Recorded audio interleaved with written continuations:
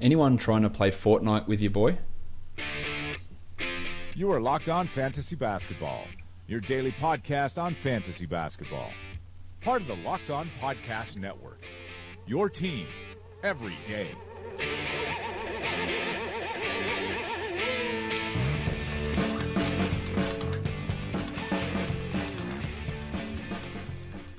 Hello and welcome to the Locked On Fantasy Basketball podcast brought to you by Basketball Monster. My name is Josh Lloyd and I am the lead fantasy analyst at Basketball Monster, and you can find me on Twitter, as always, at redrock_bball. Of course, we've had the news of the Kawhi Leonard trade going to Toronto that scuttled some of the plans that myself and my guest were going to have on yesterday's show. So instead, we've pushed it into today's show, which is a day later than what it normally would have been, but it doesn't really matter because all this stuff is still relevant. So let's bring back my Basketball Monster colleague, Kyle McKeown.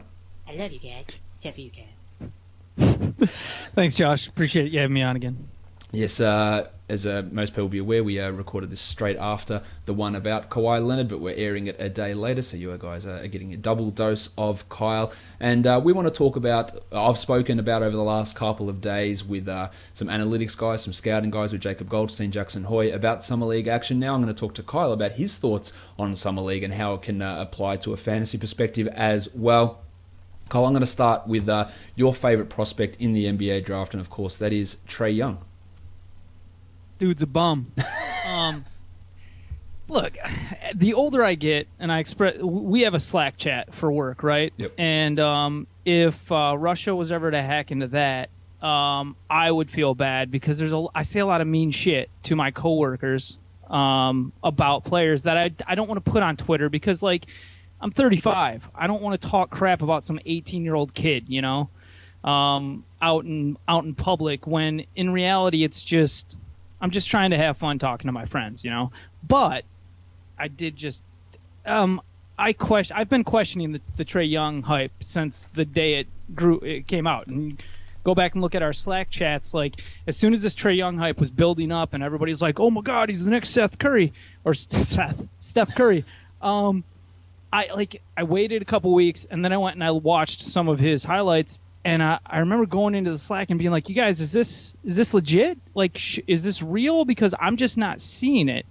And then for the Luka Doncic thing to happen, that put a greater spotlight on Trae Young for him to be the focal point for the Hawks in the draft, to the point that they passed up taking Jaren Jackson Jr. They passed up taking Luka Doncic, who I think are just can't miss guys. The fact that they passed up or did not evaluate correctly what Wendell Carter Jr. is now showing us, and you know, obviously you don't want to overreact to anything in Summer League, whether that's how poorly Trae Young played or how well Wendell Carter Jr. played.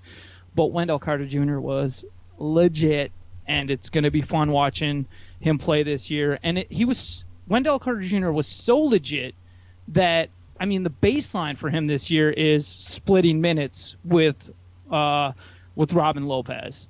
And the upside for Wendell Carter Jr. is 30 to 32 minutes as the starter at some point this season.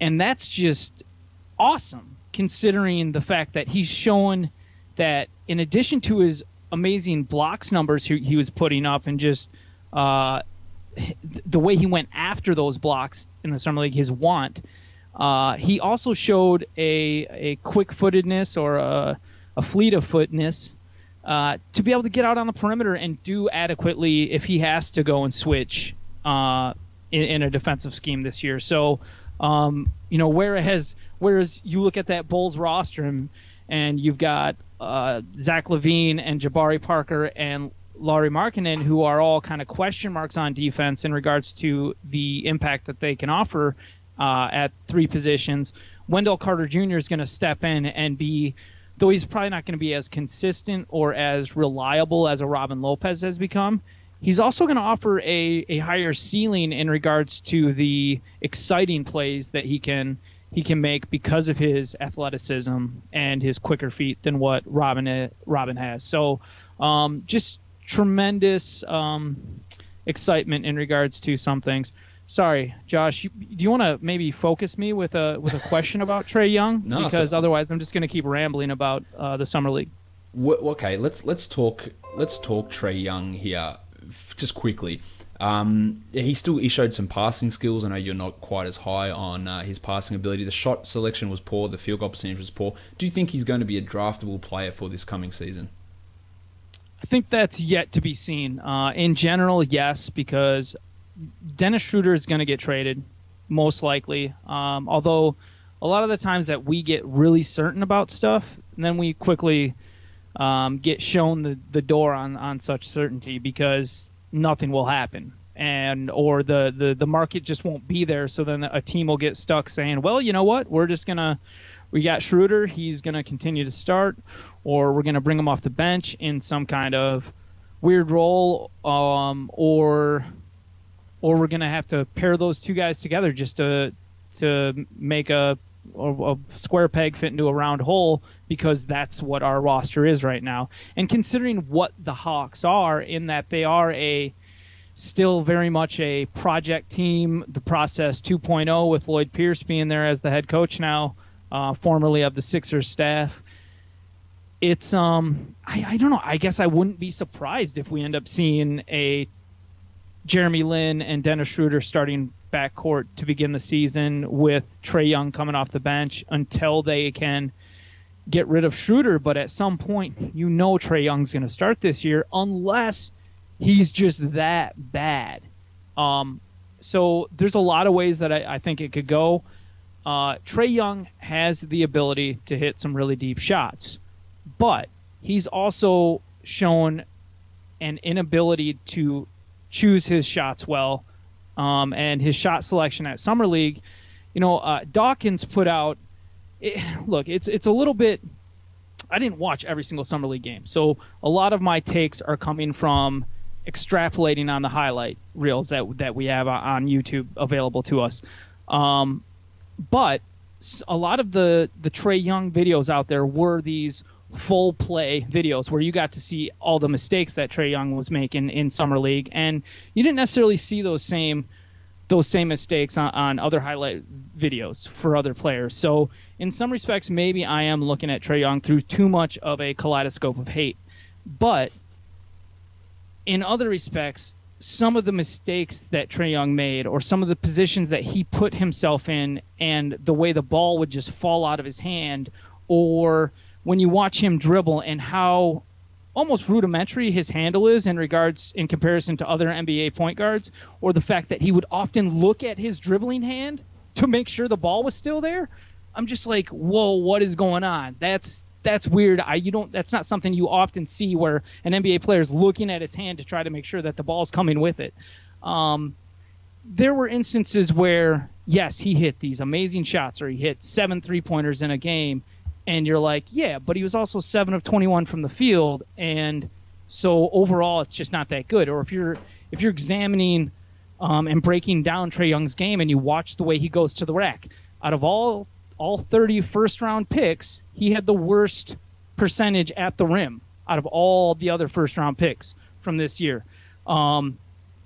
He also shoots at the rim with a lot of these underhand layups, which is just, I have no confidence in that, because if you're putting up these underhand floater layups as you're going to the rim, your shot's going to get beat a lot. And I also look at his vision, and everybody wants to speak to the fact that, he led the NCAA in assists as well as leading in scoring per game. Yeah, go look at the rest of that OU roster. It wasn't good, or nobody else was shooting the ball. So he had the ball in his hands all the time to generate those assists, and he also led in turnovers as well. So there's just a lot of people who have the narrative that Trae Young is going to succeed in the NBA and that his long-range shooting is going to carry him, and I don't see it. I see somebody who's been given a propensity of opportunity, and I will give him all the credit in the world, and I am happy as all get out, genuinely, that anybody would be able to take advantage of the opportunity that they had in order to position themselves to make life-changing money for his family and for himself. And if there's one thing that he can do to really change the narrative around a little bit of hope for him, jokingly, is to cut his hair. I want it shaved. Go full bald. Yep. Go full bald, buddy. Okay? Because right now you look like you're 22, even though you have a smile of an 18-year-old.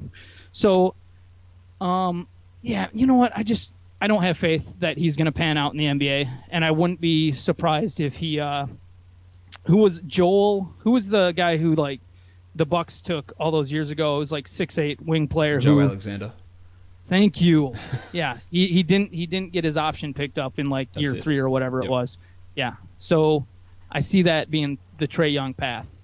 He got fed up with all this Steph Curry hope that Travis Clank had for building Golden State 2.0, and they made a really terrible decision in regards to drafting Trae Young with the 5th pick and trading the opportunity to draft somebody else with the 3rd pick. I'm not as down on Young as what you are, obviously. I still think he's got some significant bust potential. I hated the move that they made at the draft. But let's talk about another guy here, Kyle.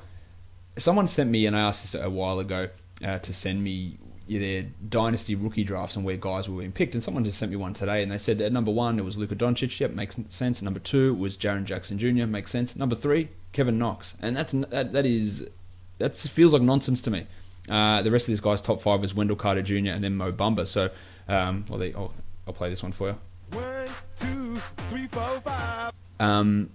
So DeAndre Ayton falls out the top 5, but that was Kevin Knox at pick 3. Sounds ridiculous to me. I've given my thoughts on him and what his fantasy overall value can be. He showed me more than I expected in summer league. But what did you take away from Kevin Knox's performances? Yeah, your guests on the last couple of shows, you guys kind of talked about Kevin Knox quite a bit, and you spoke in detail about the fact that at Kentucky he was mostly a spot-up shooter. Yep. Whereas at Summer League, we got to see Knox get the ball put in his hands. He was able to try to do things off the dribble. But again, if you were watching the whole game, you saw a lot of mistakes happen, or his handle come loose a lot of times. We saw some great things from him. I think what you see out of Kevin Knox is a natural ability, a natural stroke to shoot the ball well, potentially. He needs to become consistent there. But again, he's still just 18, isn't he? So yeah, he is. There is tons of room for growth, and you love all of the root abilities or talent that is there for him. He had some tremendous dunks. He really did look like a less polished version of Jason Tatum in certain respects, just because of his body and his length and his athleticism. So you love what's possible there. It's exciting to hear. Who's the new coach for the Fizdale? Help me out. Fizdale, David Fizdale with the Knicks. The way that he talked about Kevin Knox, it gives you hope for Knox's fantasy potential this year. Also, the way that Fizdale has talked about how he plans to run his rotation, or where he plans to play certain players. The fact that he doesn't want to use Courtney Lee or Tim Hardaway Jr. as an undersized small forward anymore. You look at that and you go, okay, with Porzingis being out until at least late, mid-December, probably a little bit longer than that, there's opportunity for Hezonja and Kevin Knox to step into a lot of minutes early in the season. And if they flourish, if they can be put in a position to be more efficient and to help the Knicks feel like their development is more important than maybe securing a potential playoff spot this year, then yeah, you love a lot about what Kevin Knox can offer. But considering how much more polished some of the other players have already looked, whether that's, in my opinion, Atten or Wendell Carter Jr., I don't know. I definitely wouldn't have been taking Knox number 3 overall. But you know what? In some respects, if you don't, if you're not a believer in Atten, if you are, because there's some haters out there, if you just don't trust that the Summer League was truly indicative of what Wendell Carter Jr. is going to be, then I can understand the argument of Kevin Knox becoming a dynasty number 3 overall pick in a, especially if you're a New York Knicks fan or something like that, and you're just like, I can't pass up on this possibility to have him on my roster. Well, speaking of the New York Knicks, Mitchell Robinson was another player that caught everybody's eye. I think that he's got a legitimate chance to start at least some games this season. I think he's probably got top 50 upside, not this year, but at some point in the next 3 to 4 years. He looked great. He looked active offensively, defensively. He showed a ton to me. Were you as impressed with Mitchell Robinson as what most people were? He looked keyed in and completely unintimidated. And this is from someone who didn't play basketball last year. Yeah. So now, and he just fired his agent because his agent kept him out of the combine, which if Mitchell Robinson would have went to the combine showing what he showed at Summer League, he would have been he probably would have been a flipping lottery pick, if not, in the top 20. That's not crazy at all. Yeah, I think almost definitely a top 20 guy, like ahead of guys like Dante DiVincenzo or Kevin Huerter. I could see him going ahead, and that's why when we talked about the NBA draft, and I was like, I'm not sure why you want to be spending 4 or 5 top 7 picks on centers when so many of these good centers come in that second round area, like Rudy Gobert, like Clint Capella, and I get the feeling that Robinson's going to be another one of those guys that you can get later on, who's able to do exactly what you need from a modern center, and I think that's what's going to happen here with the Knicks. He's going to develop into one of those guys. Now, some of these centers picked early, like Carter, like Jackson, like Atten, they could all be really, really strong players, but when you can still get a guy who can provide a decent amount of value later on, I think that's probably a really strong value proposition that you should be looking at. And he was unbelievably impressive. I think that Enes Kanter is going to be the starter for this team at center, but beyond him, are they going to reinvigorate Joakim Noah? Are they going to be playing Luke Cornett there ahead of Mitchell Robinson? I think he's got a chance to have a pretty significant role as early as this season. I think if it's funny, it's if Porzingis was healthy, you could justify playing Kanter as the starter more, because then you've got Porzingis to help protect the rim with his shot blocking ability. But with Porzingis out, it's tough. I wonder which way Fizdale's going to go, because you can look at Kanter and you can say, all right, with Ntilikina and Hardaway and then Knox and Hazonia and the unknowns, so there are the question marks around Knox and Hazonia, if they're going to be the starters at the 2 forward spots, you want Kanter in there to be someone who you can throw the ball to go get a bucket, and somebody who's going to be able to really pull down those boards for you defensively, because the other guys are question marks there. But Mitchell Robinson his defense it's unquestioned. He was blocking. I believe he blocked more jump shots than the entirety of the rest of that's right. The summer league, like all 30, all 29 teams. So just bananas, right? And if you actually watch his highlights, you don't have to go back and watch all the games. Just watch his highlights, and you can see he's locked in. He's not intimidated. He's not getting lost on defense. He's not getting lost in his coverages. And he was working the boards well too. Working the offensive boards on misses, which there was plenty of because it's summer league. And as is obvious if you look at Kevin Knox's shooting percentages, but. Yeah, Mitchell Robinson. He should be on everybody's mind. I think I've got the 14th pick in the one dynasty league that I'm in with you, and I'm sitting there and I'm going, man, it'd be really great if Mitchell Robinson drops me at 14. But I think we've got enough keyed in people in those leagues that there's no way in hell he drops me at 14, which is saying something. To jump from second round up to a quote unquote lottery level pick. For fantasy production, I think that's probably where he lies. Yeah, I think he's almost guaranteed a top 20 guy in those dynasty formats. I'm going to be re-ranking my dynasty rookie value guys in the coming days and have a show on that next week, but he's going to jump up significantly. Now, the guy that was picked number 1, Kyle, was, of course, DeAndre Ayton, who averaged 14 and 10, a steal and a block, had 0 assists and 13 turnovers in his time at Summer League. Was really efficient, but...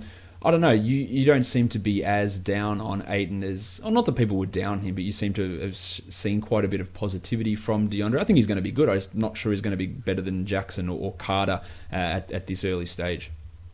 So Kokoschkov, the new head coach with the Suns, said that they did a poor job. The team as a whole did a poor job. The coaches as a whole did a poor job of making Atten a bigger part of the offense. And one of the narratives about Summer League is the idea that it's for one thing, these guys have never played together. Yep. You come in, you have 1 to 3 practices together, and then you go out and you play a couple games. And these are guys fighting for contracts. It's about you. So you've got a lot of guard play. You've got the guards who aren't necessarily passing the ball or moving it around a lot, because once you get the ball, you better shoot the damn thing up so that you can prove that you can shoot the ball and that you are competent in doing so. So with Atten, he was asked to come in, and since they drafted Atten, Kokoschkov just all he's really talked about with Atten is his defense and how much he's going to be good at defense. He's going to be the anchor of their defense. He's going to play center. He's not going to be playing power forward. One of the things that I've never really bought into the idea that Aiton's bad at defense. The things I watched from him in college, and I know that Josh, you make the point, or have made the point before about, well, Jaren Jackson Jr.'s block rate was up a lot better than Aiton's, and Jaren Jackson Jr. was playing plenty at power forward. Look, Jaren Jackson Jr. is going to be historically great defender for the NBA, and especially for the way that the NBA is going. But I still think that Aiton's going to be a very good defender, and the fact that he spent almost all of his time at power forward playing for Arizona, that gave him so much experience being able to guard out on the perimeter, being able to be a better switch defender, or at least have some more experience getting in those positions, guarding on the perimeter. There's a 4-minute video of every single block from Atten at Arizona last year on YouTube, and I don't remember one block in that 4-minute video where he was actually standing in the paint waiting for someone to come in. Almost every single block, and I mean 95% of them, were him guarding someone out on the perimeter who's smaller than him, and then him tracking, moving his feet well, keeping that offensive player in front of him, and then him swatting the heck out of the shot on the move. And that seems important to me. You look more and more at an NBA that's going to be 5 out, and you're thinking, okay, we're not going to have people banging in the post. You're going to have guys cutting all the time and moving, and then the ball getting kicked out to the corners. So you're going to want somebody who can guard out on the perimeter efficiently or well enough, and then be able to move their feet well enough to stay with somebody who's attacking the rim and then potentially make a block at the rim. So it's just going to – I look at Atten and I see positivity, or I see a flower that is just needs a little bit more sunlight, which is apropos considering where he plays. So yeah, I'm very much looking forward to Atten playing exclusively at center this year. I think he's going to get tons of minutes, which is important. And even if his blocks aren't where people want them to be, I thought he was trying hard. And the things that he talked about when he was interviewed during the Summer League was a lot of things about, Kokoschkov wants me to be Kevin Garnett. He wants me talking. He wants me orchestrating the defense. And the fact that Atten knows that, or is at least saying the right things about that, that gives me hope too in regards to that him having the proper mental mindset to do what needs to be done. Because when you look at that Suns team, that's what they need. They need a rim protector. So it makes sense that Kokoschkov would go to him and say, hey, look, this is what you need to focus on. We've got Devin Booker on the team. Your scoring is going to come. We all know that Atten can be a good jump shooter. He's got a nice stroke, and what you didn't see at Summer League was, for one thing, he would roll to the rim. The ball didn't really find him that much. He was getting a lot of his offense on putbacks because he rebounds really well. And he goes after rebounds. Okay, he doesn't just let them come to him. He's going and he's getting them, which sounds like a simple thing, but if you watch, you can be like, oh, he's got effort. When they were playing the Kings, and he was getting matched up with Harry Giles on certain possessions, he would either box out Giles from the front, or even if Giles had position on him, Atten was making an effort to jump up and then tip the ball out to himself so that he could get the rebound over Giles without getting an over-the-back call. And I just saw a lot of things that gave me a lot of hope and high expectations for him this season. And once if Kokoschkov was legitimate in what he said about the fact that they didn't run enough plays for Atten, if you go with the narrative of the guard play just not allowing big men to get the ball a lot on offense in the Summer League, then you can see an opportunity with the Suns with a guy who, like Devin Booker, who's a driver. You know, he takes plenty of three-point shots, and he's known as a shooter, but Devin Booker's a driver, and he goes hard to the rack. There's going to be opportunities, same for Josh Jackson, for Ayton to pop out or to get those offensive rebounds and get plenty of rebounds to go with putbacks. So I've got a lot of hope for Ayton, and at least with what he did do on offense at Summer League this year, it was very efficient. Yeah, he was extraordinarily efficient. 60% from the field, 82% from the free throw line.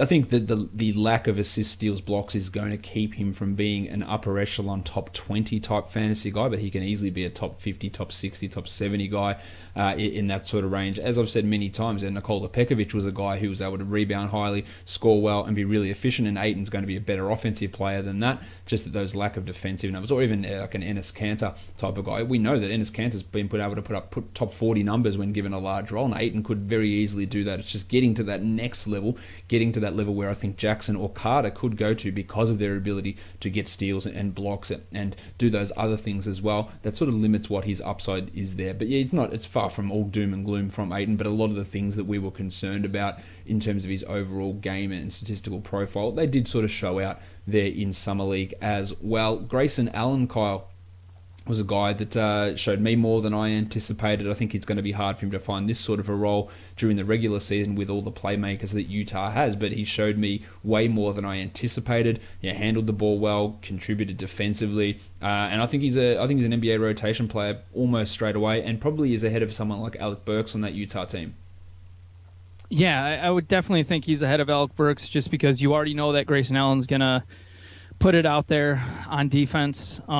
His passing ability looked great at Summer League. The way that he would attack into the paint and then just pump an assist from his hips out to the corners.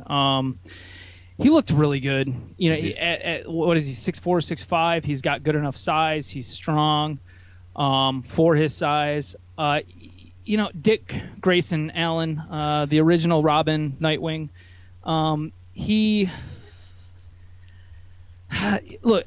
didn't give him a lot of credence for whatever reason because I was kind of he was such a dick in college with how he was tripping people and stuff, and it was hard for me to overlook that. I thought he had just a bad mentality about how to be a competitor, like oh, you can't defend, or you, when you get beat, you get so your ego gets hurt so bad that you're going to trip the defender or the offensive player. Like, what is that? That's ridiculous.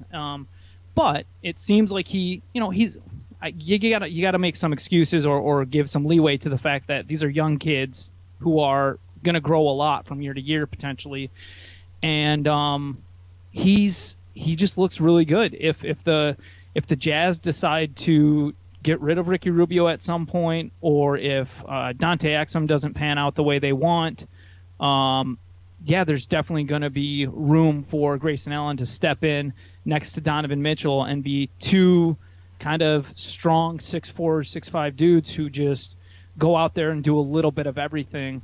They're just like, both of those guys are like, I don't want to say that. I was going to say shorter versions of Joe Ingles, but I don't really like comparing Donovan Mitchell's game to Joe Ingles' game. But yeah, no, I'm a lot more hyped up about what Grayson Allen could be in the NBA in regards to just being a solid rotation player with upside to someday be a starter at point guard next to another player who's the primary facilitator or shooting guard. So a lot more positive about him than I was coming into Summer League. Yeah, exactly the same on Allen. He showed me way more than I anticipated. Let's change pace a little bit now, Kyle. Let's move to some free agency moves that happened.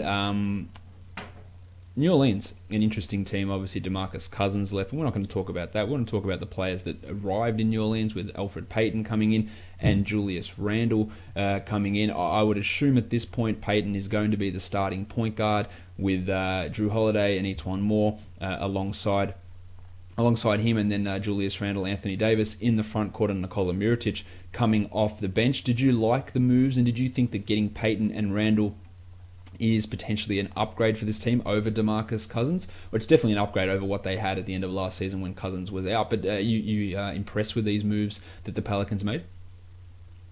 I think, losing DeMarcus Cousins sucks, but DeMarcus Cousins isn't DeMarcus Cousins right now because he's coming back from that Achilles injury and he's not going to be able to play, or at least if he did, if DeMarcus Cousins were to come back early in the season, if he had signed with another team that actually wanted him to play early in the season and wasn't going to give him the time to sit and rest and get completely healthy in his recovery, you would have seen a decline from DeMarcus Cousins in regards to what he once was to what he will be. So yeah, losing DeMarcus Cousins sucks, but I think getting Julius Randle at $9 million a year like they did on a 2-year deal, it was tremendous. I have a lot of respect for the game that Randle does have, and regardless of the things that may be missing from his game, if Anthony Davis is such a great rim protector, shot blocker, defensive player that Julius Randle fits really, really nicely next to him. Yeah, I think it's a great combination. And Julius Randle's been playing power forward most of his time with the Lakers. So even though he did serve as a small ball power forward in the second unit as well a lot, so there's whether or not you think he's good at doing it, Julius Randle is somebody who has defended on the perimeter a lot in his career already. So you've got guys who can switch, and that whether or not you think he's good. Same for Nikola Mirotic. He's defended on the perimeter most of his career. And if you're going with these switching schemes on defense, all of these guys at least have done it, whether or not they've done it at a high level or not. And with Anthony Davis there to be the defensive anchor, you like the fact that Julius Randle provides another ball handler. He provides somebody who's going to attack the rack and help open up the perimeter for Anthony Davis to potentially get even more wide open shots, or for Mirotic to get more wide open shots. I think it's interesting. I don't really know how the minutes are going to play out well, whether or not Anthony Davis is going to commit to being the starting center full time, or how it's all going to roll. I do think the fit of Randle with Nikola Mirotic on the squad is a little bit awkward because while I would like to put forth the idea that it is possible to play the three of those guys together, we didn't see Alvin Gentry throw any of his power forward players into small forward spots last year, whether that was Mirotic or Anthony Davis. And with Elfrid Payton, that I honestly think him cutting his hair is going to be – people want to make, look, dude, it got in the way of a shot. It did. I think it maybe cut down on his vision a little bit. I think it matters, and I'm interested to see how much it may matter. But also the fact that he is, I think he had a bit of a what's the polite way to put this? I think he had his ego checked a little bit this offseason with the fact that the Suns didn't want him back after only having him for a couple months. And the only place that he could go really was back home to New Orleans. So I think it's interesting. The Pelicans definitely appear to be set on having Payton start next to Drew Holiday, and they said that they like what Payton offers, that they've admired his game for several years, and they think that with the game that Anthony Davis has, that Payton fits in well with Anthony Davis and is somebody who he can grow with. So yeah, I think there's a lot to be intrigued by there, and knowing that Rajon Rondo put up some decent stats whenever he was actually getting the minutes with the Pelicans, it leads you to believe that Elfrid Payton is somebody who could have a resurgence this year, or find his way into more consistent relevancy. Yeah, I think it's a possibility that he's going to be one of those guys I look to target outside the top 100 in drafts. He's got that ability to step forward. I do like Frank Jackson there as well, who showed quite a bit in that one and only Summer League game he played before hurting his ankle. He'll be fine for the season though. Peyton's going to get that opportunity. He can get assists, he can rebound well. He's just got to get a few other things going to be a guy, but maybe he can be a top 70 player, and you're not going to need to take him anywhere near that sort of a zone. So I think that a bounce back is possible for him. Julius Randle, he was a top 90 player in under 27 minutes per game, and over the last 2 months of the year, he was a top 50 guy when he was getting 32 minutes per night. So expecting him to be a top 50 guy, I don't think that's an unrealistic expectation. He only had a 25% usage rate for the Lakers, so it's not like he's going to have to come across here to the Pelicans and take this significant cut to the amount of touches he was getting. Cousins was rocking a 30% usage rate. Randle can step in. He's not going to get that level, but he can very easily replicate the 25% usage he had. Etuan Moore's not demanding the ball a ton. Alfred Payton isn't. It's going to be Drew. It's going to be Randle. It's going to be Davis. And it's going to be Mirotic. They're the four guys who are going to really have the ball in their hands and taking control of the ball. I think he's going to have more of an opportunity in New Orleans to get assists, much similar to what he was doing in 16-17 with the Lakers. That reduced last year when Lonzo Ball was on board. He didn't get as many assists, but I think that will possibly jump back up with New Orleans. I think he's got a real chance to be a top 50 guy. I wasn't a massive Julius Randle fan. I was really impressed with what he did last season, and I think it's a great fit for him in New Orleans. So I do like that move from the Pelicans to get him over there. Randall's still just, I believe, 22, right? Like he's still. Yeah, I know he's 23. Okay, well he's still essentially stepping into his prime years. And last thought on those guys is they've both been on terrible teams. Kobe was at the bottom of his career with Randle there. So going to a team that's going to be competitive every single night with a player that demands the defensive attention that Anthony Davis does, that can help those guys maybe blossom a little bit more as well. Exactly. Yeah, it's going to be very interesting to see how these guys go, but I'm pretty excited about that opportunity. Now, Kyle, another guy who changed teams, Tyreke Evans, went from Memphis to Indiana. He probably slides in as the backup 1, 2, and 3 behind Victor Oladipo, behind Bojan Bogdanovic, behind Darren Collison, and should be getting, I would imagine, close to 30 minutes per night on his 1 year, $12 million deal. We know how good he was last year before injury and bullshit shut him down at the end of the season. Do you think that he can put up numbers similar to what he did in Memphis, or you just don't think that he's going to have quite as large a role and playing time as what he did for the Grizzlies last season? They still got Corey Joseph on the squad this year? Yep. Okay, so I think Darren Collison, Corey Joseph both get a little bit mitigated or dialed back a little bit. Oladipo is still going to get 34 to 36 minutes every night. But Doug McDermott, Bojan Bogdanovic, those are guys who are going to fill somewhat of a consistent role, I would expect. But they could also have their minutes dialed back a little bit. It'll be interesting to see exactly how Tyreke Evans fits in, because there could be nights where he only plays 23 minutes, but there could be a lot of nights where I would say most nights he's going to be pushing for 30 minutes. Because he's. Everybody I just mentioned, he's going to be the second or third best player on this team, arguably. So you're not going to. Nate McMillan is going to play his best players. We might even see I don't think that they're going to start Tyreke Evans, just because with the size deficiency in Darren Collison and Corey Joseph, you're going to want a little bit more size off the bench. You're also not going to want to waste. Probably you're not going to want to put Corey Joseph and Darren Collison together coming off the bench either. So, and you want to, the Pacers exceeded so many expectations last year, and were such a consistent team with the group that they had. The fact that they brought all those guys back, in addition to adding pieces like Tyreke and Kyle O'Quinn, I think that you're going to see some of the guys that had bigger roles last year get dialed back a little bit. Tyreke will have a probably 26 to 30 minute role every single night, with some nights where he's, he may not play the first 3 minutes of the game, but he plays the rest of them.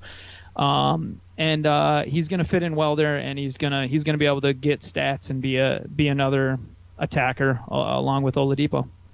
Yeah, he's going to have some significant opportunities, clearly. This season, really going to be excited to see what he can do. He was really massive last season for the Grizzlies and was a key portion to many fantasy teams were able to get him off the wire or with the last pick in drafts. Now, Kyle, your hometown Milwaukee Bucks, they signed Brook Lopez to come in and ostensibly be the starting center.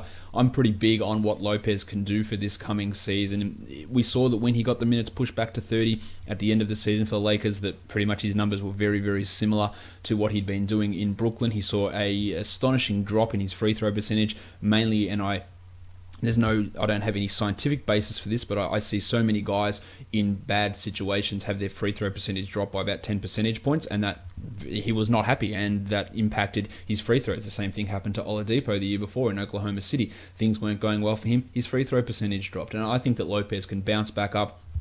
He's going to get the bulk of those minutes over Thon Maker and the Muppet John Henson, and should be getting 28 to 29, I would imagine. I could very easily see Henson being out of the rotation completely, or Maker, one of those guys. Tyler Zeller's already gone. I'm pretty big on Lopez having a bounce back, and maybe he doesn't get back to a top 40 type of guy, but I think top 50 is within range without it being necessarily the most likely probability.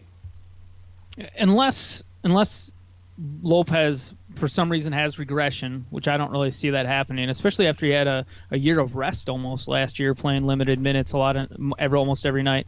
I would expect him to play no less than 25, maybe in a weird situation where Budenholzer's just committing to using different lineups, or he likes what Thon Maker offers. They do limit Lopez a little bit more than what I would expect, but in general, I'm anticipating him playing 26 to 31 minutes next year, and more towards the high end of that. Like you were saying, it's probably going to be closer to 28 to 30 or something like that. Brook Lopez makes the Bucks a legitimate title contender next year, and that's not, Kyle likes Giannis way too much kind of crap. No, that's if you look at matchups, you look at what the Bucks did last year, taking the Celtics to 7 games, who then took LeBron to 7 games. It's the growth of that team and of Giannis and the guys around him, how good Chris Middleton is, the fact that Brogdon's going to be healthy. Eric Bledsoe's an awkward fit on offense there, but guess what? Budenholzer's going to iron out a lot of those wrinkles. What the Bucks needed was a starting center who could protect the rim but not hang out in the damn post all the time, or even milling around the free throw line, which mucks up the possibility or the opportunities for Giannis to attack the rim and other players like Eric Bledsoe to attack the rim. So now that you got Brook Lopez hanging out on the perimeter, that's going to suck out that defensive center from the other team, and it's going to make those guys' jobs easier too. So he's the perfect fit for what they needed. People that are worried that Brook Lopez is a lumbering center. Well, you know what? He's not going to be. Yeah, who cares if he's lumbering around the paint on defense? That's what he's going to be there to do. And who cares if it doesn't matter if he's lumbering out at the 3-point line, because if it's sucking out a great defensive center like Andre Drummond or somebody else, then you've got all this room in the paint to just destroy with Giannis and Eric Bledsoe and Malcolm Brogdon. And I don't think they have really anybody else who attacks a lot. But with Brook Lopez starting at center, if Thon Maker takes any jumps in his game, in his ability to knock down shots, Maker's always been looked at as somebody who should be able to switch, who should be fleet of foot enough to essentially play defensively almost any position. So you're going to be able to throw out lineups with Chris Middleton, Giannis, Maker, Brook Lopez, and then any guard that you want at point guard or whatever. Or maybe you throw out Tony Snell. Maybe you throw out Sterling Brown, and you're just using Middleton and Maker or Middleton and Giannis as your primary ball handlers with this just 6'7" and up, lineup that's insane. And it'll be awesome to see if Budenholzer's doing that stuff. I'm really interested to see if Budenholzer asks Giannis to dial back his offensive contributions and to pump up the defensive contributions, just because that's what the team might need more than some other things. Are we going to see more of the 60-win Atlanta Hawks type offense where it gets spread out, or or is Budenholzer going to say, yeah, you know what, I didn't really have a go-to scorer on that Hawks team, so we shared the ball around, but with Giannis, you're just going to unleash the beast there and let other teams get destroyed. So it's going to be a lot of fun to watch. Yeah, I do think they were dumb as hell to let Jabari go, though. Jabari Parker in Mr. No Defense now with Chicago, but he clearly didn't want to be there with that team. Didn't like the way things were being handled, and he is out. There's definitely a lot of interest with this Bucks team, and I agree. They could they should be pushing for a top 4 seed in the East, along with Philadelphia, Boston, and Toronto. The Pacers will have a thought about getting into that mix as well, with Cleveland. Cleveland dropping out of that mix almost guaranteed. Let's go on to the last portion of the show. So a few other just notes and things that you've noticed and wanted to talk about, Kyle. The first one of those is the Hornets rotation. With their centers, now that Dwight Howard is gone, we've got Cody Zeller, we've got Bismack Biyombo, we've got Billy Hernan-Gomez in that mix. Hernan-Gomez showed a great propensity to hit his threes in Summer League. We know that on a permanent basis he's fantastic, and Cody Zeller is not fantastic on a permanent basis, but that doesn't necessarily mean that that's how those minutes are going to play out in the regular season. Biyombo there throws a little bit of an extra wrinkle into things with this team. Is there someone there who's going to really step forward and get the bulk of those minutes? How do you see those centers playing out for the Hornets? I don't see Biyombo being in the rotation most nights. Cody Zeller might get shafted unless he develops his three-point shot dramatically over the offseason. And Willie Hernan-Gomez, his three-point shot looked really good as far as the mechanics of it at Summer League. And he's just a good, smart player. So I have a lot of admiration for what Willie Hernan-Gomez could become next year, and I don't think that should be discounted. But Frank Kaminsky also said that the new Charlotte Hornets head coach, James Borrego, told Kaminsky that he's going to be playing more at center, which makes sense because when you look at the rest of that roster, the fact that they've got Kemba Walker still playing at point guard, and they should not trade him with that $12 million contract. Keep him, sign him to an extension, whatever you got to do, unless you're getting something back legit, or unless you look at Malik Monk. Malik Monk's a shooting guard, and they've pretty much been saying that about Malik Monk too. So they're going to play Malik Monk more at shooting guard. They've talked about Nick Batum's came out and said this offseason that, oh, no, I was just playing at shooting guard. I'm actually naturally a small forward. And we know that back when Batum was on the Blazers, he was playing minutes at power forward. So you've got a lot of versatility on this team that is poised to be shifted around the rotation. Tony Parker's there to play backup minutes behind Kemba Walker. So that puts more shooting guard minutes for Malik Monk as well. Like, there's not going to be any point guard minutes for Malik Monk if the team's healthy. So that means those are all going to have to come at shooting guard, and we definitely want to see Malik Monk get more run this year. Are they going to start? So, I mean, it kind of sounds like they're planning on starting Malik Monk at shooting guard. They don't have anybody else Jeremy Lamb there, right? There's Jeremy Lamb there. Oh, I think they'll start Monk. I think Monk will start. Oh, but Lamb, I mean, I'm like one of the I ride or die for Jeremy Lamb. So, man, that's interesting. And we haven't even mentioned the fact that Miles Bridges was drafted, and he's got a lot of interesting skill there in regards to what he could offer and how he could develop over the years. Marvin Williams maybe gets marginalized, but at the same time, they just, they've got a lot of weird depth there. Michael Kidd-Gilchrist might not play. Yeah, it's interesting. Especially, with just some of the way that the guys are shifting in regards to Batum supposedly stepping up to the small forward spot for next season as a starter there, and then Kaminsky taking some of those center minutes. So it's going to be it's going to be real interesting to see if Borrego ends up running a just super deep rotation, or if he just kind of like looks at Michael Kidd-Gilchrist and goes, "Dude, you don't know how to shoot." So it's either figure that out. Either him or Marvin Williams is going to be in real trouble, I think, in terms of the minutes they played last season.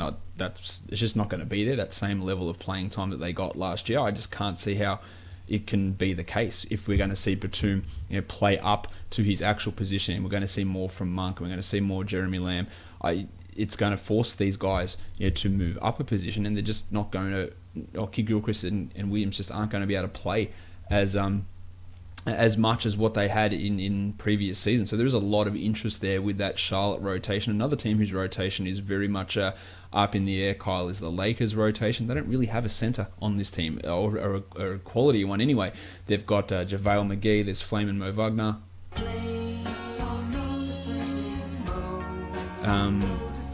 There's Ivica Zubac. Like, what's happening? What song is that? It's Flaming Mo's from the Simpsons episode when Mo changes his bar into Flaming Mo's, and then they play a Cheers-based parody. How in the hell did you? That is awesome. Have you not seen the Flaming Mo's episode? No, yeah, yes, Thank you. Yeah, yep. No, I just the fact that like you had it in the memory banks and we're like, oh, that makes sense. I'm gonna connect those dots. Well done, sir. Oh yeah, my memory's full of lots of irrelevant bullshit and past instances from Simpsons episodes. So much so that I bring them up, and my son, who's 10, goes to me. Like, I was talking about something about the Simpsons. He goes, "Dad, I think I should start watching the Simpsons now. Is it good?" But, mate, it's the best show ever. Go back and watch it. Series 2 through 10. This is like peak television. Series 1's all right, but you got to get into these other ones. Because I think I'm going to start watching it. Bang, let's go. Simpsons marathon. Awesome. Yep. That's awesome. So, anyway. Okay, well, what are your thoughts on Mo Wagner? Because I know that you weren't as high on him coming into Summer League, coming into the draft. But he is interesting, and he's an energy guy, so it's easy to root for him at times. I think the game that he played at Michigan was it's hard to look at that and say, okay, it's going to easily translate to the NBA just because they would put him into the post a lot on Michigan. Yes, he would hit the occasional three-pointer, but he's not going to be able to push guys around in the NBA. And plus, you don't play in the post in the NBA, despite what Magic Johnson thinks is going to happen with LeBron. What was that? Yeah, Magic stuff yesterday was pretty. It was pretty weird. He was, and like, we've built this team based on the playoffs. So why are you signing Rondo and Lance Stevenson? It didn't. Anyways. Yeah. What do you think about Mo Wagner? Mo Wagner's defensive numbers in Summer League were well above what he did at Michigan. So we're talking a 4 or 5 game sample, not even that, probably 4 game sample in Summer League versus what he did in his time as Michigan. I'd probably more lean towards the Michigan numbers as a guy who does struggle protecting the rim and generating steals, as opposed to what he did in a few games in Vegas. But you can't ignore that he actually did that and got those steals and got blocks in high volume. And that's part of the reason why I was quite down on his overall fantasy potential, because he's a guy that could shoot and can score. I didn't think he'd ever get that sort of similar usage level in the NBA, but if you can't supplement it with any sort of defensive numbers, you're really going to struggle. And he showed that in Vegas, and it made me reassess and go, well, maybe there can be some improvement there. Again, it's extremely small sample size as opposed to the other sample size we've got of him playing at Michigan for 2 years. That's more of a basis of, hey, maybe he can't do this on a regular basis. But it did give me a level of intrigue there. I think they probably will start JaVale and play him a 15, 16-minute role, and Wagner will come in and play. Maybe he plays 18 or 20 minutes. I think I could see Wagner ahead of Zubac, especially given this team does lack some shooters at certain positions. Brandon Ingram's not a good shooter. Lonzo Ball's not a good shooter. Stevenson, Rondo, they're not great shooters. So if you're running lineups and get Wagner out there who is able to shoot, I could see that being an option for them. And he was one of those guys who impressed me at Summer League more than what I was impressed heading into Summer League after the NBA draft. Just to actually lay out the numbers a little bit, I mean, what I'm seeing on NBA.com is in 21 minutes through 3 games at Summer League, Wagner had 2.7 steals per game. Yep. That's bananas. But, yeah, no, completely ludicrous. And you're going to blame a lot of that on probably, whatever. He's active, and he cares, and he tries hard out there. And when you look at the fact that he is kind of, yes, he's a little bit undersized, but that's not to say that he's gets pushed around necessarily, or at least he's going to try and fight. So knowing that Zubac is kind of, I don't know, did you watch much of him in the G League last year, or did you see much from him in the G League last year? Like, has Zubac just flamed out? Yeah, he didn't take the step forward that we were potentially hoping that he would. And that's I guess the concern there. I liked what he showed at the end of his rookie season, but he definitely didn't take that step forward that we were hoping last year. I still think he's got some potential. He wasn't able to extend his offensive game as much as he probably could have been able to do. He still can protect the rim and block shots, and he's just behind JaVale in that sort of an area for this Lakers team. But I'm a little bit less interested in Zubats than what I was in the past.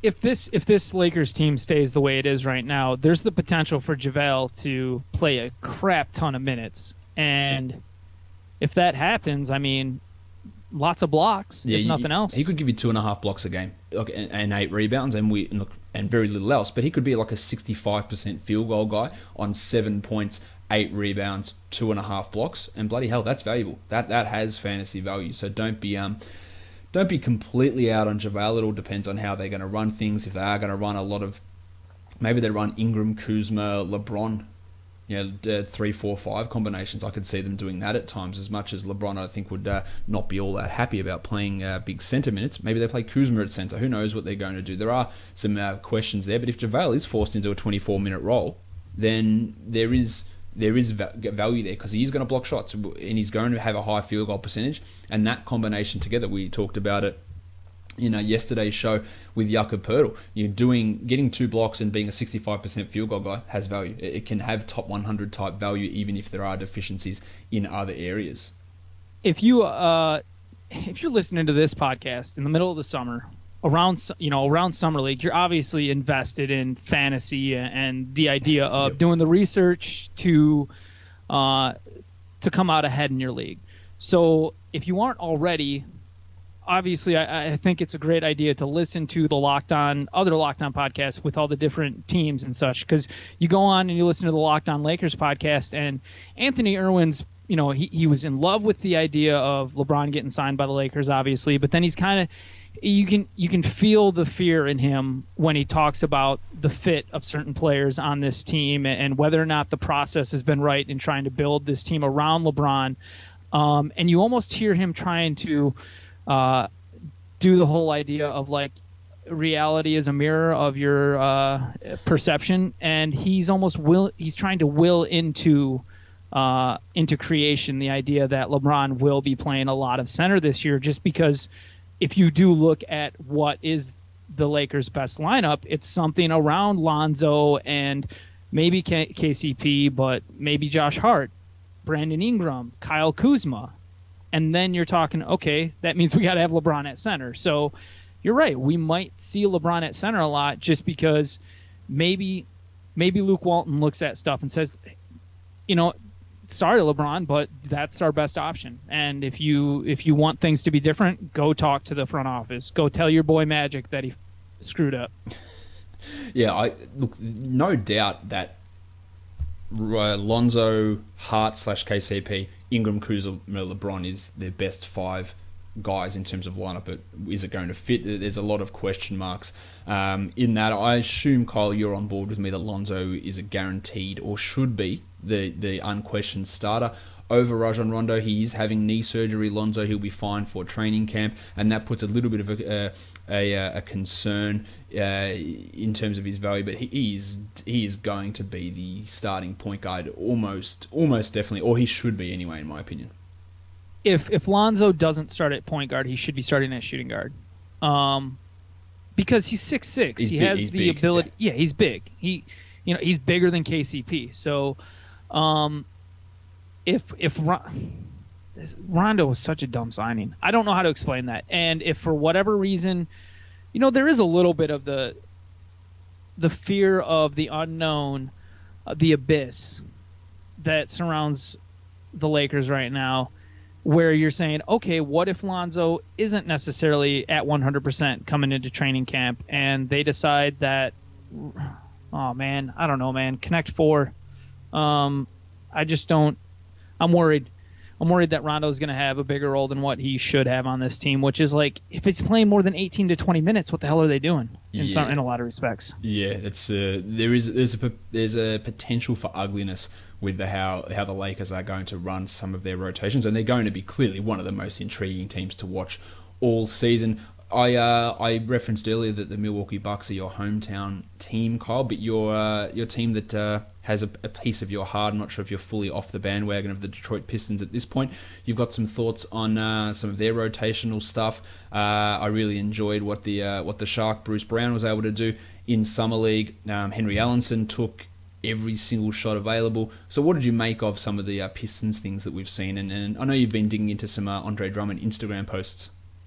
Oh, yeah. Well, Andre Drummond, so one of the best resources for figuring out what the Pistons are going to do in a coming year is reading their NBA.com writers' articles every summer. Who's last their year? NBA, who is it? Who is their NBA.com writer? Keith It's Langlois. Keith. Okay, yep. He had such good information coming into last year, or from in the middle of the summer. He pretty much laid out how the rotation was going to be. The fact that Boban wasn't going to really be an every game starter, all this kind of, or every game rotation player, all that kind of stuff, and just what the plans were going into the season. So it's good to keep up to date with him. And one of the things he's mentioned already this summer is that Dwayne Casey has told Drummond that he's going to probably take the occasional three-pointer. So in order to spread the floor out a little bit, they're going to let Drummond drift. And if you've looked on some of his Instagram stories or that he puts out, Drummond's out there taking some deep twos, if nothing else, to extend his range. And Drummond also said that he's been taking three-point shots for years in practice, and now he's going to be able to finally do that a little bit. That's not to say that he's going to be taking several shots a game, but we saw last year with Valanciunas, he finally extended his range and started shooting threes, and I think he hit 0.8 a game, or at least took 0.8 a game. So there's it's not going to impact his fantasy statistics greatly. It might obviously drop the field goal percentage a little bit, but you're still going to see, and I guess maybe that drops his offensive rebounds a little bit as well. But we saw that with Nick Vucevic last season. His rebounding rate dropped as he started taking more threes. But in general, you're still going to see Drummond be one of the top rebounders in the league, and I don't you can't be so thick-headed to think, well, we're going to have Drummond shooting so much from the outside that he's going to, we're not going to have him in position to do the thing that he's absolutely best at, and that is at a historic level. So in regards to Summer League with the Pistons, Bruce Brown, why is he called the Shark? This is something I was thinking as I was walking down the footpath last night, late at night. I was thinking, preparing for this podcast. We were, I'm going to be talking to Kyle. We're going to be talking, Pistons. I know he wants to talk Pistons, guys. I want to talk about Bruce Brown. I thought, what's a good nickname, Bruce Brown? Where's it going here? We're Browning here. It's nothing Brucey. Yeah, maybe. But then I thought about the shark from Finding Nemo, and his name is Bruce. So there you go. So that's where I just came up with that last night as I was walking down the street in the freezing cold weather to go to the supermarket. I said Bruce Brown is hereby going to be known as the Shark. So there you go. Your beautiful non-sequitorial mind. I love it. Yeah, that's pretty much exactly how it goes. I was walking down the footpath last night thinking about Bruce Brown. Oh my gosh. Yeah. This is it's like a love story where you're but that's awesome. No, Bruce Brown is super interesting. He's got good size out there on the wing, and he can do a little bit of everything, which is exactly what you want out of a modern NBA player. It sucks that Luke Kennard was not healthy enough to play at Summer League. The fact that he, I think, twisted his ankle right before it started during one of their practices. So because one of the key things that was going to happen with Luke Kennard is he was going to play point guard at Summer League, and that's something that I don't know. I heard somebody say something on one of the podcasts I was listening to, and they made a comment about Luke Kennard, and they said, well, you wouldn't really want him playing point guard. And I'm like, what the hell? Who did you watch? This guy can pass the ball like a straight-up gangster. So I've got no doubt that in the modern NBA, where you don't have, ground and pound point guards like Stockton, Steve Nash, you don't have that. Chris Paul's out there pounding the ball because he's Chris Paul. You want him setting guys up because he's so great at it. But for the most part, ball handling duties are shared. You've got a guy like James Harden who gets most of the assists on the team, and then you've got a guy like Devin Booker who's the quote unquote probably lead ball handler on the team, but he's only getting 5.5, 6 assists because you've got you've got other guys handling the ball too. So those are duties that get shared in the modern NBA in many respects. And that's why you don't have guys dropping 12 dimes a game anymore. Anyways, Luke Kennard hopefully will get slotted into under Dwayne Casey with the new coach there with the Pistons. Hopefully he'll get slotted into a lot of those backup point guard minutes, which means less minutes for Ish Smith, which is going to be good for everybody across the world. And hopefully that means Jose Calderon's just not in the rotation. And that's not to say that I dislike Jose Calderon, but it's like when you see Seth Curry getting signed for what he got signed for with the Trailblazers, when you see I don't know, there's one or two other backup point guard situations where I was just like, you know what? I was okay with the Calderon signing at first because he's not a bad guy to have on the roster necessarily to come in and knock down a shot. But what the hell, man? You're giving him, $2+ million, and there's these other cats out there who actually have room to grow and who you could actually maybe end up turning into a starting point guard someday. And I don't know. That was a signing that kind of the longer I saw him there on the roster, the less I liked it. At least Langston Galloway's still on the roster. Oh man, I don't hate the Langster, but he's got to be used in the right way again. And hopefully Dwayne Casey figures things out better than what Stan Van Gundy did, because the Pistons' biggest problem last year was Stan Van Gundy as coach. He had certain preconceived notions about what his players were and didn't necessarily see some of the positives in what his players are. Something that Dwayne Casey has talked about, or two things. We'll start with Henry Ellenson since it's Summer League related, and then I'll move on to Stanley Johnson. But yeah, baby. Henry Ellenson was told that he's going to have an opportunity for next year, blah, blah, blah. I don't know how that comes to fruition unless he gets in the gym this summer and he makes jumps in regards to how he attacks the game, because his shot takes far too long to load on the perimeter. And while he does make some interesting plays off the dribble in regards to his passing as a 6'10" big man, there's just not enough polish to his game right now, especially considering like the one thing that he should be able to do, the one thing he should have developed over his 2 or 3 years in the NBA already is, now granted, he's still like the youngest guy on the Pistons roster. So that's the one thing he has going for him, is the fact that he's still young as all get out. But the fact that Henry Ellenson still how long it takes for him to load up his jump shot after he receives the ball and in a spot up situation, it just blows my mind, because you're going to get blocked, or it's just there's too much motion in the whole production of getting that 3-point shot off. So I just don't have a lot of faith in it right now. And I've been one of the biggest Henry Ellenson apologists for years, and I'm losing faith a lot. Yeah, he does have an opportunity though this year with Anthony Tolliver gone. I'm just not so certain he's going to step into it. There is still a long way to go with Hank. John Lure's still there. No, the tackle box. I forgot about him. Yeah. So I mean, like all of this notion that there's no impediment to him getting those backup minutes.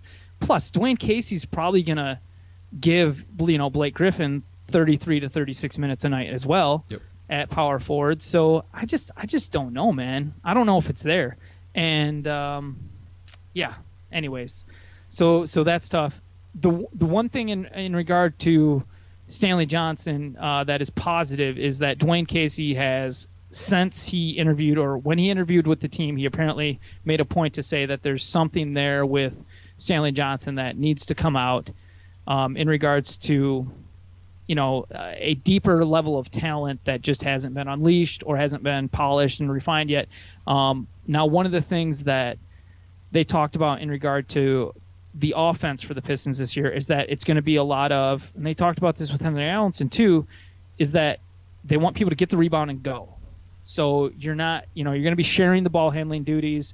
if nothing else, you'll get the ball, you'll run it up the court, and then if there's nothing there, if you haven't gotten the defense on its heels and you can't attack the basket, you'll give it up to Reggie Jackson or whoever. But at least you don't have Reggie bringing the ball up, sucking air every possession and doing it slow, and everybody waiting for him to come up and then just chuck a shot while they just stand and watch. So, yeah, there's a little bit of hope that there's advanced opportunity for more possessions for Stanley Johnson, because one of the things that's limited his potential is the fact that he's just been such a low usage player as well. So those are all my thoughts on the Pistons. They are not necessarily positive or optimistic, and I really wish that Carmelo would get traded to them for Blake Griffin's bloated ass contract, but that's just not going to happen. Let's talk about our last thing from this very, very long podcast. We had a lot to talk about, Kyle, and that is, of course, Farton Will Barton, who is the new projected starting forward for the Denver Nuggets. I am not a Barton fan. I think his contract was okay. It was a little bit of an overpay. They had to shed a lot of depth so they could save their multi-billionaire owner a couple of $1 million, which is not something I'm a fan of. I know that the GM did a great job to get out of that luxury tax, which was a legitimate concern, but it just shits me that they had to lose 3 players who were part of their depth in order to save money for the ownership. But Barton, as the starting small forward, Kyle, most of his value, I believe, last year came from the fact that he was the backup point guard and he was having to run things and have the ball in his hands a lot. This season, when you play him alongside Gary Harris, Jamal Murray, Paul Millsap, and Nikola Jokic, he is the 5th best player quite clearly out of that group of 5 guys. And when he played alongside those guys last season, he saw like a 6 or 7% usage rate drop. He saw his assist rate almost cut in half, his rebound rate. And I think that expecting him, even though he is the starter now, to replicate what he did last season, I don't think he's going to be able to do that just because of the different role and not having the ball in his hands. And even when he plays with that backup unit, Isaiah Thomas is going to be there as well. So I just don't think that this elevation or promotion of Barton to the starting small forward job is good for his fantasy value. I completely agree. Everything you said just makes sense. The difference between playing with Isaiah Thomas and Devin Harris on that second unit and doing so with a bunch of bit pieces versus being in the starting lineup and playing with Jokic and Jamal Murray and Paul Millsap, who they were overly feeding the ball to in the early parts of last season. Who knows what Dr. Malone is going to do to start the season? You know, he's a madman. So, man, I don't see things playing out well for Will Barton. And you know what? Wilson Chandler had wanted out of the Nuggets for a long time for whatever reasons. He's always been kind of had a level of consternation about being on that team, or at least it seemed that way for the last couple of years. So kudos to the Sixers for being able to grab another guy who's perfect for today's NBA, who's got the size to at least try to guard a Kevin Durant in today's NBA out on the wing when they match up with the Warriors in the Western Conference Finals. Gives an interesting option there for the Sixers with Wilson Chandler. But yeah, I'm not big on Barton. Yeah, I guess that would be the finals. Sorry. I knew what you meant. All good. Yeah, okay, it fits perfectly, especially with Nemanja Bjelica reneging on that contract, saying he's going back to Europe, and now apparently in discussions with the Kings, because why wouldn't you want to go to Sacramento? Although he would have a pretty large role in Sacramento, given that Justin Jackson could be their starting 3, which would not be great. We don't need to get too much into that. Kyle, I've kept you way too long today. Make sure, everyone, you are following Kyle on Twitter at RotoKyleNBA. He's got lots of thoughts on all of this stuff that's gone down in the NBA. Check out yesterday's podcast where we talked about Kawhi Leonard. Today where we went through a whole bunch of free agency stuff, rotational thoughts, and some summer league action. Kyle, thanks for coming on again and chatting to me with all this information, just spewing right off the top of your dome. Yeah, thanks for. I'm sorry that I rambled so long at certain points, and thank you for allowing me the pleasure of spending time with you, Josh. Before we sign off, can you hook me up one more time with that drop? Which one, the Kyle one or the Mo Bamba one? Oh no! My favorite. I am flattered by the the Kyle drop from South Park, but you know which one I love right now. 1, 2, 3, 4, 5. There you go.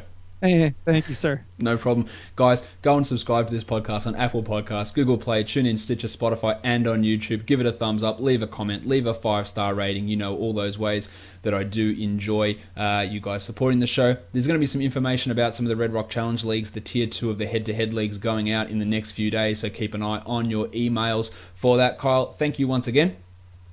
Thank you, Josh. Guys, we are done here. Thank you so much for listening, everyone. See ya.